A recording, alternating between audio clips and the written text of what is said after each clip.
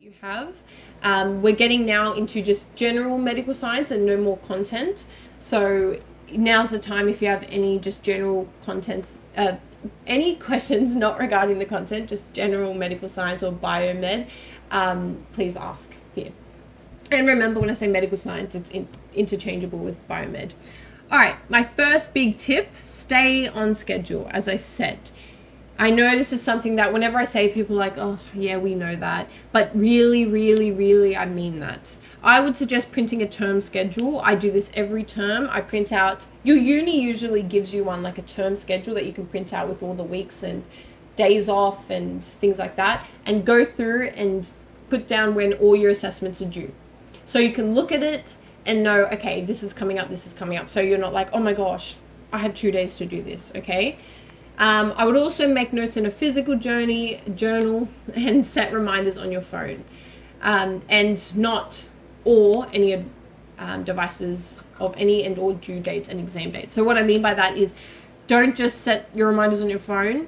It's not like I was saying set it on your phone or any other devices. Set it on your phone and all other devices. Even if you think you're going overboard, you prefer to go overboard than forget an assignment or a quiz or something like that. As you have probably heard time and time again, in uni, no one is going to chase after you if you haven't submitted your work. Okay, so to ensure you're ahead of schedule, plan accordingly. Siri keeps coming up. I don't know what's happening today. Yeah, no one's going to chase you. If you don't submit an assessment, you won't hear from them. You'll just see on your kind of report card, you'll get a fail. Okay, so it's really on you now to plan and stay on top of everything. This is something that I love doing, assign a specific time slot each week for lectures. So if it's like, I don't know, as I said, Thursday morning, you know you're going to sit down and go through all your lectures for the week. This is so good. A lot of people do this. It just, having that routine, make sure that you're not going to fall behind on your lectures. Because if you're kind of trying to struggle to make time for your lectures each week, it's easier to forget about them and not do them.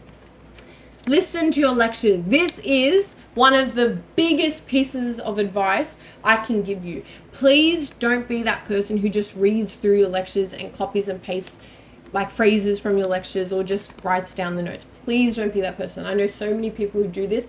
You're literally learning nothing, okay? It's extremely passive, meaning you're not actually using your brain. It's just copy and paste. You might have the lecture notes on a doc or on notes or something. Doesn't mean you understand anything. If you listen to it, or the recording, if you listen live or the recording, you're being taught, okay?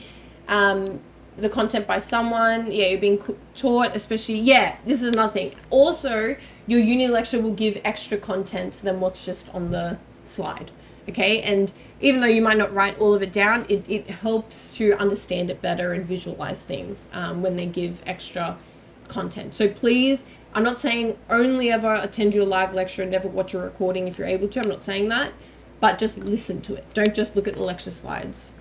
Yeah.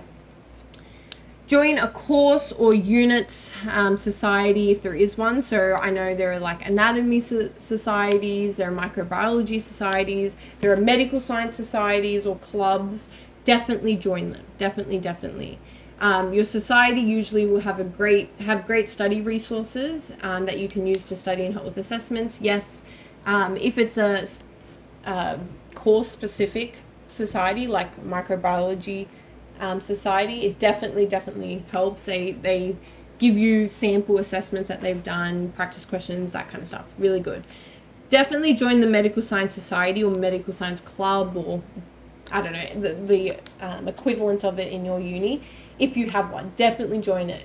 It's a great way to make friends. It's a great way to make friends that you can ask for help from if you have any questions throughout the year. So definitely, yeah, reach out. Okay, Anki. As I was saying, Anki is really good. So this is what it is. Again, hard, good, easy. So let's say, don't read this. It's just a random photo I found. But imagine the question was, I don't know, you can also do diagrams. So let's say it's label this part of the shoulder girdle, and then it's a diagram and it has like a question mark over one part of the shoulder. let's say the answer comes up and it was, I don't know, the clavicle. I didn't get it, I'd press again. If I kind of got it, but I was really hesitant and I was a bit unsure. Or if it's a long answer and I only got part of it correct, I'd press hard. Good if I know it, easy if I don't, like I know it like the back of my hand, okay? And as I said, it will prioritize when you see it next. So if I need to see it again, it'll show it to me in 1 minute. If I need to see it again, but it's not as bad as, again, 6 minutes, 10 minutes if I'm pretty good, and if it's really easy, 4 days, okay? As I said, people in medicine use it, so I would definitely recommend using it.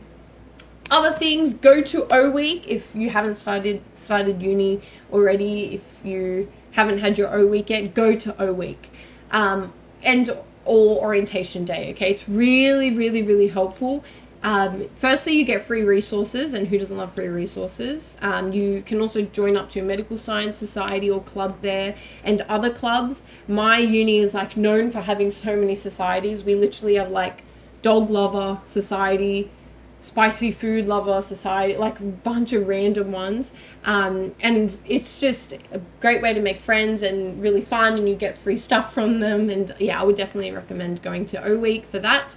As well as that, I would use that time to go and find all your classes before your first day. If you don't go to O Week, at least go to your campus sometime and make sure you go and find all your labs and classes and where they are, particularly if you have a really big campus. So on the first day, you know, you'll probably be anxious already, but you don't want to get there and be completely lost on where you are and then be overly anxious. And you just want to know, all right, this is where it is. And so it can help ease your anxiety. As well as that, it helps you figure out how long it'll take to uni, when you'll need to leave the house, that kind of stuff. So yeah, I would definitely go to O Week. And when you go to O Week, if you meet people in your course, I know it can be a little bit scary too, but try to go out of your comfort zone and say, hey, are you also doing biomed, or are you also doing med-sci? Do you want to start a group chat and we can talk about med-sci? And that kind of thing, okay? Because again, make friends and also will help with the content. Okay, now I'm going to answer any questions. Again, this is my devoted Q&A time, so if you have any questions, please let me know.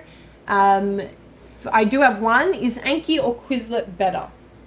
Anki, in my opinion. Anki is better because of the fact that it prioritizes, as I said, like what you need to study, like based off how well you know the content, if it's really easy for you, if you really need to learn it.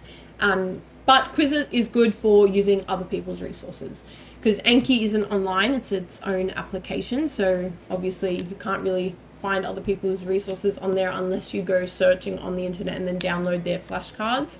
But yeah, Quizlet is good for when you are trying to find practice exam questions. Okay, I don't know where practice exam questions and other people's notes and stuff like that.